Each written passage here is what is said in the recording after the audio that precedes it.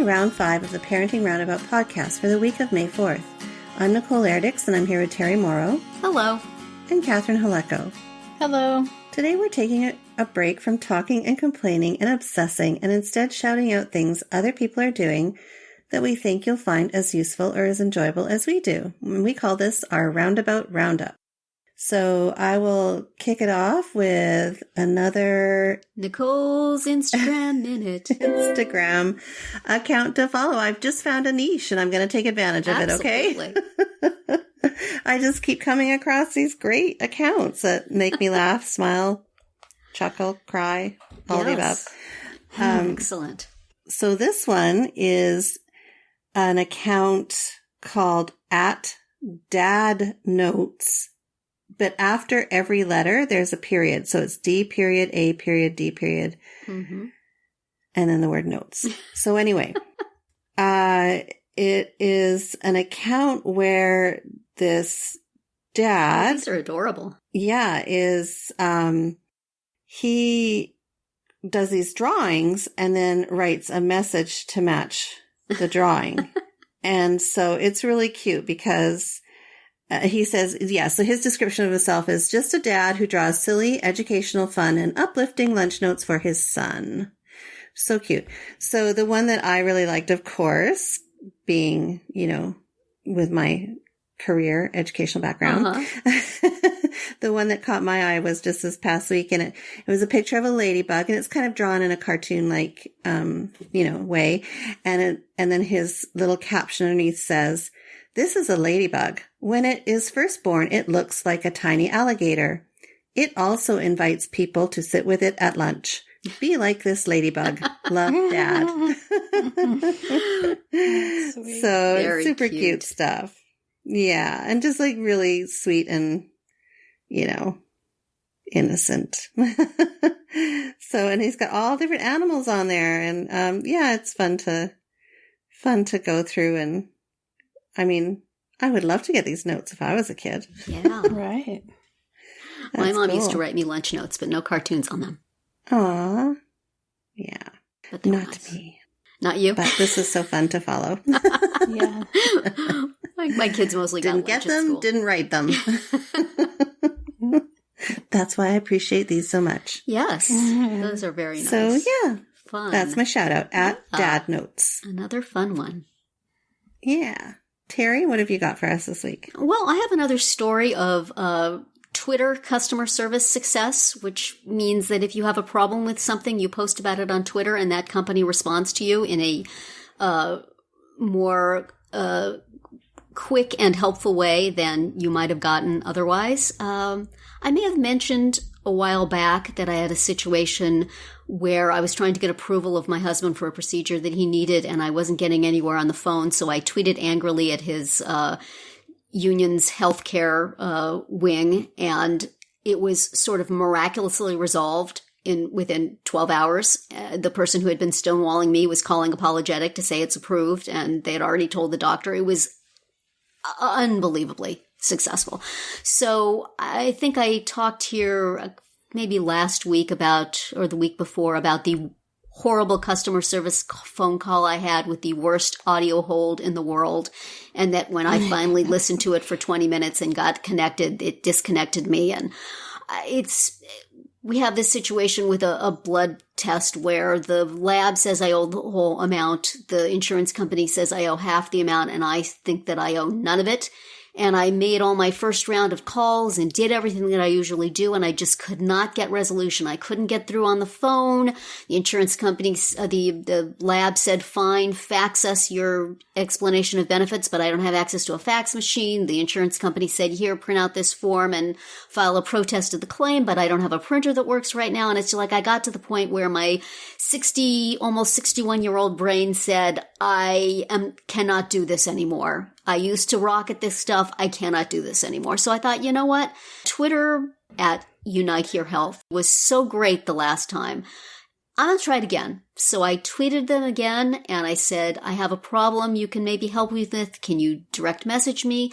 And they did. And they were so kind and they were, first said, well, we'll help you do the form. And then they said, you know what, we'll do the form for you. And they emailed me and called me on the phone and just all sorts of exactly what you want at the time when you're about to melt down from something is a bunch of people saying, hey, we get it. That really stinks. Let's see how we can help you. Which is something that I had never gotten on the phone with the same place. Just the Twitter people at Unite Here Health are just little angels on earth waiting to help me, and I imagine everybody. But I it was a second really wonderful experience with them. And however this gets resolved, if it works, if it doesn't work, either way, I just want to shout out Laura and Evelyn at Unite Here Health and say, thank you so much for the work you do. Just being kind means so much to somebody who is frazzled over an insurance claim or over a test permission. And, being able to make these problems go away is just miraculous. So this is the health wing of the union Unite Here. And I've just been so impressed with them. So thank you. And listeners, probably you don't have this same healthcare place to tweet, but always try Twitter.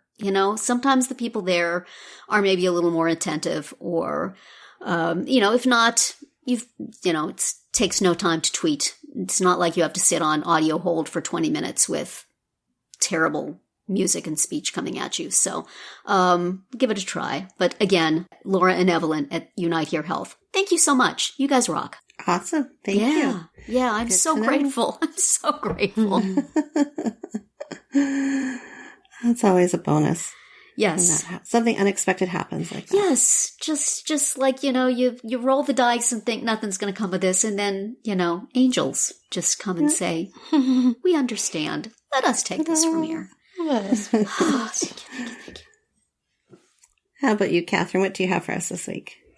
Well, I'm going to mention a book that we received an advance copy of. Yes. It is by Judith Warner, and the title is And Then They Stopped Talking to Me, Making Sense of Middle School.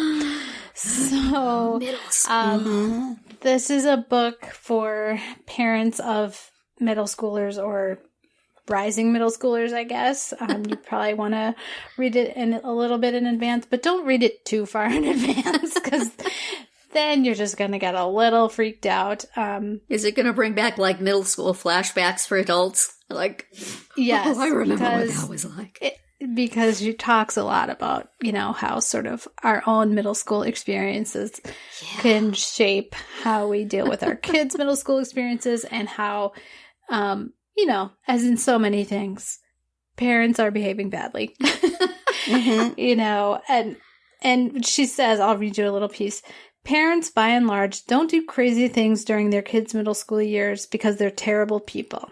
They do them because they're scared. They feel helpless.